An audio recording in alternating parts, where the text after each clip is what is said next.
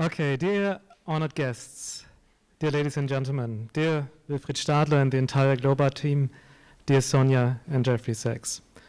When Wilfried asked me if I would hold the laudation for Jeffrey Sachs today, I tried to give the best Austrian impression that a German like myself could muster. I said, "Ich freu mich narrisch." I'm madly happy. It doesn't translate very well. But I have to caution you, you won't find a lot of bibliographical details in my laudation. Just go to the Wikipedia entry for Jeffrey, you find him there. I try to give a very personal account as a sustainability scholar myself for the last decade and a half here. So it was more than 6 years ago, in the springtime of 2011, when the world was beautiful and Obama was president and not Donald Trump. The 17th International Sustainable Development Research Conference was held at Columbia University's Earth Institute, Jeffries Institute, in New York City. The conference topic back then still appears timely to this very day: moving toward a sustainable future, opportunity and challenges. I had been to other conferences in the US before, but this was my first sustainability conference there, and I was really curious how my colleagues framed sustainability and its related issues in a North American context, where our commonalities might be and also where our differences could lie, and above all, what we can learn from each other. The first day, however, and I really remember this, was kind of a culture shock for me as a German scholar. I heard of Nina Fedorov, a US molecular biologist, and she kicked off the conference by arguing that organic agriculture was not a significant part of a truly sustainable food system, and the way forward to feed 9 billion people would be genetically modified organisms. Klaus Lackner, an energy physicist, followed shortly, advocating large-scale energy infrastructure projects, including nuclear, without any reference to alternative, more decentralized solutions. To me, after this first day, the entire discourse in the US appeared to be stuck in a loop that I thought European sustainability research had left behind a couple of years ago. While still feeling puzzled, the last day rolled along, and suddenly Jeffrey Sachs appeared. And he really appeared. He had flown in from the Middle East the night before, so he just came straight from JFK, but he was, at least on the outside, appearing very fresh and energetic. And his keynote was called "Beyond the Tipping Point, Global Governance in an Era of Environmental Upheaval." And it brought a certain urgency to the conference, which was well needed at that time. From the outset, it was very apparent to me and to all the others that this man would not beat around the bush when it comes to sustainability and the future of our planet. He made it very clear to us researchers that despite our best efforts, the world was not moving towards more sustainability, and that this is only partly due to science. It is true, doing sustainability research is probably the most complex undertaking in the history of science so far. It requires a close cooperation between different disciplines from very different academic cultures and also beyond the academia. It also requires a very critical reflection within each academic discipline about their underlying assumptions and ideas. But most important of all, and this was the message that I got at that day, science is not enough. Science will not save the world.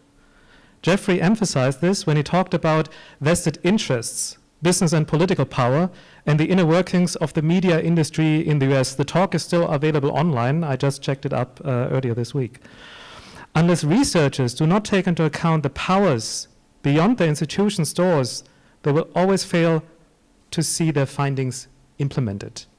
Back in 2011, Jeffrey Sachs pictured the US as a blocker when it comes to battling climate change, also much has changed, and implementing sustainability, with a political industrial media complex preventing and undermining real progress. Maybe, just maybe, dear Jeffrey, you thought to yourself in 2015, when President Obama was among those who secured the Paris Agreement on limiting human-made climate change to well below 2 degrees, that things just might take a good turn in the end after all. But well, then you good folks across the Atlantic Trump did huge last year, and now we're living with the consequences. It was fascinating for me to read your latest thoughts on the dangerous collusion between big money and big data, on targeting voters very specifically with messages they were most compelling to favor. The US Republican presidential campaign in 2016 provides many insights how data can be used to get across the most distorted and unreal political messages and change voting patterns, if you are able to throw enough money at it. Back then, in 2011, you had one hopeful example for us as well, a regional cooperation of countries with the European Union as a role model for achieving ambitious sustainability-oriented policies and setting global standards. I just can imagine how puzzled you must have felt last year, also in summer, just before you did it, that some of us Europeans would so carelessly vote to exit this great project of the European Union. And I myself, and maybe you in the room as well, I just feel as puzzled as I did last year in June when the Brexit referendum rolled around. In the end, I do remember your conclusion back then, that in order to tackle sustainability and build a better world for the many, and not just the few, we need a global knowledge framework linking science with politics and ethics. Science alone is not enough to save the world. For you, Jeffrey, this was clear on that day in May 2011, although I believe your insight came at the end of a learning curve over your own involvement with politics for many years. Ladies and gentlemen, Jeffrey Sachs is an economist. This alone would not be remarkable, but more than 30 years ago, he chose to step beyond the safe walls of academia and get involved with politics, blurring the lines between his work as a researcher and actively consulting governments of countries in difficult economic situations. He became famous for his fieldwork as a clinical economist, as he called himself, in the 1980s in South America, and then in the 1990s in Eastern Europe. For an economist, this was dangerous, not because of all the things that might and eventually probably did go wrong sometimes in the field, but because of how other economists might perceive this. I can only try to imagine how some of the economists who stayed safely back home raised an eyebrow or two about someone from economics, the crown jewel of all social sciences and so proud of its abstract mathematical modeling prowess, who went outside academia and actively attempted to change the world for the better. Probably the same people gleefully commented on Jeffrey's experiences with Russia in the late 1990s that were not so successful, but this reveals more about those who gloat than about the men who actually tried to do something. Economics, I used to study it back in the days, is a strange beast, and economists are probably even stranger ones.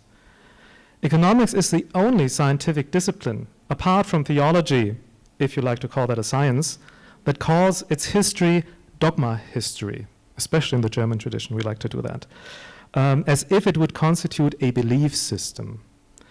Even stranger than this is the habitus of those practicing the discipline, suggesting that this particular social science is somehow harder or more objective than other social sciences. Economics, as one used to say, as the physics of social science.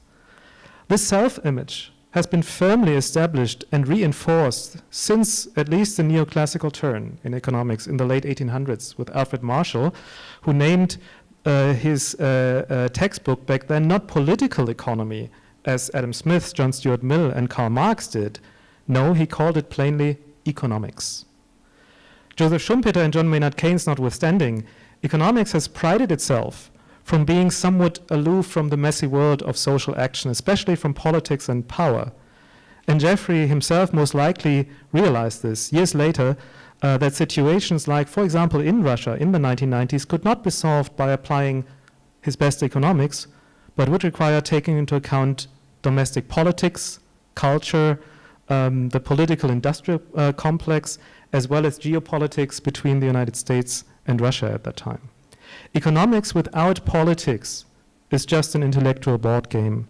It needs to open its view beyond the models towards the reality of the political economy, which is the true object of its inquiry anyway.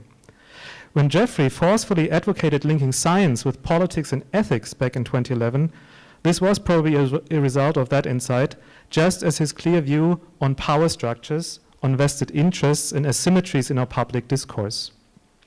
If we acknowledge now that politics influences everything that any science dreams up, how much more is that true for something we might call sustainability science?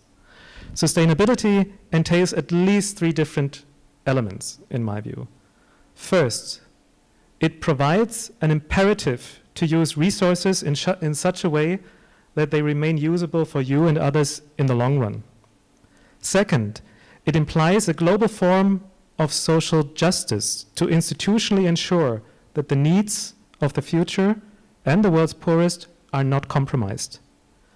And third, it requires dramatic change towards an economy that is embedded within societal and natural boundaries and not disconnected from them.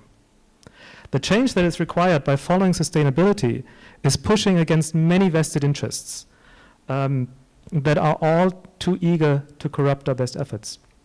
That's why sustainability is not just a science. In order to really pursue it, it has to be a form of politics and, most of all, a kind of ethics for a global age of the risk society, to borrow a term from Ulrich Beck.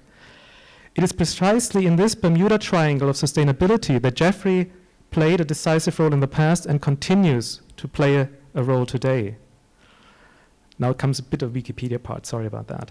On behalf of then UN Secretary General Kofi Annan, he chaired the UN Millennium Project from 2002 to 2006, which was tasked with developing a concrete action plan to achieve the Millennium Development Goals, the MDGs.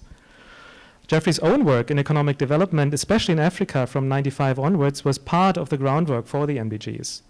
The spirit of these goals was bold: to reduce extreme poverty and hunger globally, to ensure safe access to natural resources and a healthy natural environment for everyone. Jeffrey was strongly arguing for the beneficial impacts of these MDGs, on how they help to markedly reduce poverty, for instance, or for increasing schooling rates in developing countries. To quote you, global goals help to galvanize a global effort. And to quote you, quoting John F. Kennedy, by defining our goal more clearly, by making it seem more manageable and less remote, we can help all people to see it, to draw hope from it, and to move irresistibly towards it. And this is even more so with the successor of the MDGs, the Sustainable Development Goals, the SDGs. Jeffrey is currently an advisor to UN Secretary General Antonio Guterres and an advocate for the SDGs. And these are even bolder goals. They are more daring than the MDGs. What always touches me when I read them is among the first goals. It's not saying that we want to reduce extreme poverty. No, it says end it, end extreme poverty. And the same is with hunger. It doesn't say reduce hunger, no, it says end it. End it by 2030. No one on this planet should suffer from hunger and fear of starvation. For me as a scholar, your argument about the epistemic qualities of goals like the SDGs are most fascinating. Such great goals, you said, spur epistemic communities, networks of expertise, knowledge, and practice into action around sustainable development challenges. When bold goals are set, those communities of knowledge and practice come together to recommend practical pathways to achieve results. Such a great mobilization of actors and knowledge is, of course, a political process. Ending poverty and hunger, battling climate change, adapting an economy to the realities of a finite planet are not scientific goals. They are political goals. And more than that, they are providing a normative global framework, the baseline of a truly global sustainability ethics. These global baselines, this ethics of sustainability, as it is codified very clearly with the SDGs and how to measure their implementation, is now one of the last grand ideas to unite all countries from both the global north and the south. It might as well be the last global idea standing when we look what happened to the idea of human rights. I already referred to the situation in the US as well as in the UK to Trump and Brexit. The election of Donald Trump, just as the referendum result for taking the UK out of the European Union, are signs for crumbling ideas, for deteriorating global vision and responsibility, for a diminishing of trust in ourselves and in our ability to turn the boat around and steer the world towards more sustainable futures. As much as we might empathize with feelings of being overwhelmed by the world, with resignation in the light of all the challenges around us, but the replacement of a more cosmopolitan, more globalist outlook that we can see currently on offer is an ugly revenant from our own past. Nationalism and the fear of the other.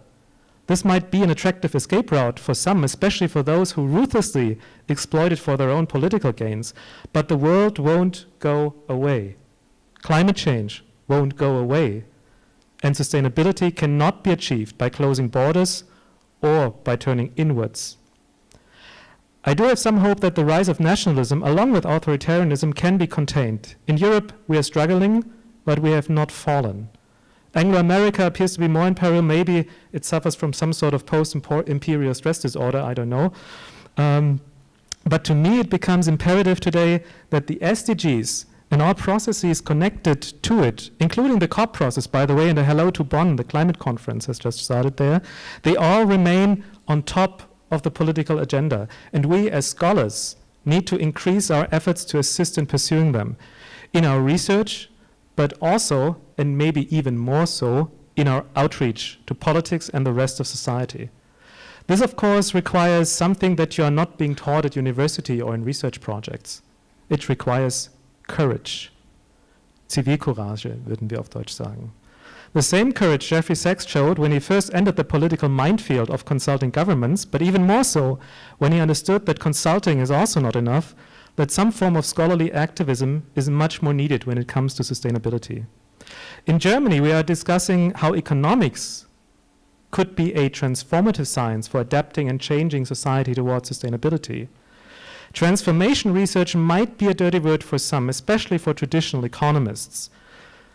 But science, and especially economics, has always been transformative. Scholars like Keynes or Hayek wanted to change politics. They wanted to transform societies for the better. And even if you don't want to have any part in this as a scientist, if you want to confine yourself to a Weberian Wertfreiheit, doing value-free science, you cannot. Just as we cannot close our borders and turn away from ourselves, as scholars we cannot live a professional life free of becoming normative, of getting our hands dirty, like it or not. A science, like economics, is always deeply normative and thus transformative. And now, dear Jeffrey, dear guests, the connection to GLOBArt and the reason why you are being honored tonight with the GLOBArt Award hopefully have become a bit clearer. GLOBArt states as its mission to encourage people to implement their own ideas, share their thoughts, and make an effort for sustainable society. To encourage sharp-minded, critical, and energetic people to tell stories of success, to give the architects of the future a stage, and to inspire them and others to pursue of putting their ideas into reality. Given the critical junction that we collectively find ourselves in, a time in which global temperatures and global tempers are rising at an unprecedented rate, and the center is dangerously close to lose its hold, people like Jeffrey Sachs are needed to keep us pushing the rock up the hill regardless. To remind us that hope is not lost when you dare to transgress your own boundaries, to act as a role model of compassionate activism while at the same time remaining an outstanding scholar in your own field. Professional excellence, moral integrity, and compassionate activism. These are the ingredients for truly transformative sustainability scholarship, and I am deeply honored to be here with you all tonight to hand over the 2017 GLOBArt Award to Jeffrey Sachs. Thank you.